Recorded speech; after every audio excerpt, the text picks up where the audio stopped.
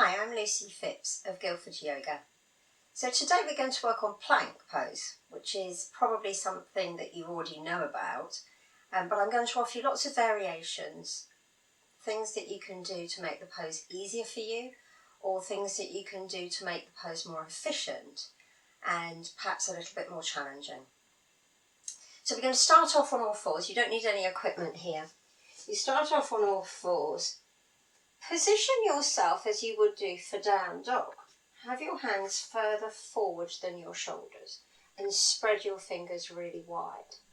I always like to start in the pose from here for a number of reasons. What often happens with plank pose when people come into the pose, especially if you're quite new to it, you tend to have the hips either too high, so you're more like a down dog, or you have your hips too low, so you're more like an upward facing dog. And really what we want is the body to be somewhere in between. So if you start as you would do for down dog, hands further forward than the shoulders, fingers spread wide. Now engage the core really well. Draw your belly button up to your spine so that your back is flat and it feels supported from within. This is really important because we don't want the body sort of sagging in the middle like this and arching the back when you're in the pose. We need to draw the back up so it's nice and flat. So do that before you start. And then with that, core muscles engaged strongly, spine supported. We're going to start by taking one leg back. So I always start with the right leg. Push back with the foot, toes on the floor, and push back through the heel, lifting the back of the knee and thigh. The other thing that often happens in plank is our knees bend and our whole body starts to collapse then. Keep the leg firm and strong and push back through the heel. Now the beauty of starting in the pose like this is that your hips are already in the right place. So you start off with one leg, push it back, feel the position of the hips, try and keep the hips where they are, and then you can take the other leg back. And once again, push back through the heels, lifting the back of the knees and thighs. Draw up with the belly button, draw up with the back of the neck.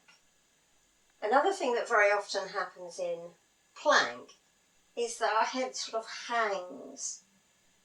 We don't want to do that. It's not great for the neck and we're losing the possibility of strengthening it. So if you lift the back of the neck up, you're looking at the floor in between the hands, you're strengthening the back of the neck as well as the arms and the shoulders.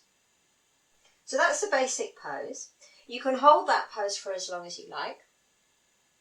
But let me offer you some alternatives, some other things that you can do. If you find that basic pose, it's just a little bit tough and you're not there yet, or you can only hold it for 1 or 2 breaths before you feel your body collapsing.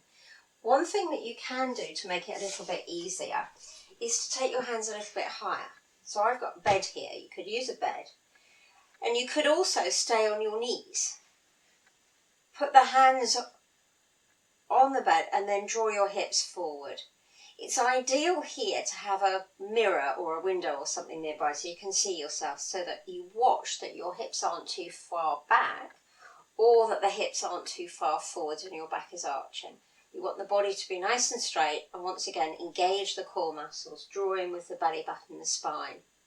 So it's a good way to get used to the pose, start working into it, especially if you are not very strong in the arms or if you've got shoulder or wrist injuries. It's a good way to start. You could also do the pose standing up with your hands against a wall. And again, if you're going to do that, I'll show you here. So I'm going to stay on my knees, but you can do it standing. Once again, be watchful of the position of the hips. Make sure they're not too far back, not too far forwards. In that sort of Goldilocks position, somewhere in between the two, nice and straight in the spine, core engaged. And then you lean into the hands. The further back your knees go, the lower the hands need to go. And you can work into that, making it more and more challenging in time. Something else you could think about, if your wrists get very sore, you could give yourself a support of some description. I've got a yoga wedge here, but you don't have to use that. You could use a rolled up blanket or something. What people often find in plank, it's this 90-degree bend at the wrist that's really quite tricky. And by using a wedge, we reduce that angle, make it slightly less than 90 degrees. So what you do is you put the support underneath the heels of the hands, and then you can come into the pose from there, either with the knees bent or with the legs straight. Just easing off the wrists a little bit, particularly useful if you've got carpal tunnel. There's another variation that you can do here, and this is really about strengthening the back of your hamstrings. If you've got very tight lower back and legs, strengthening the lower hamstrings is actually really useful. So once again, you start in your position with hands further forward than the shoulders. Engage the core, and then you can lift the feet up, be on your knees. Have your lower legs at an angle of about 45 degrees.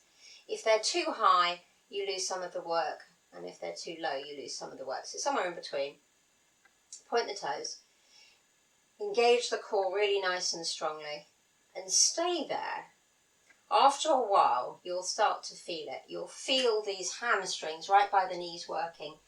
It's also really useful if your knees hyperextend and you push your knees back too far. Encourages you not to do that, protects your knees from injury. That's good. So thank you very much. It's been nice to see you. Hope you enjoyed that. Do feel free, check out my other videos on GuildfordYoga.co.uk. Take care. Bye.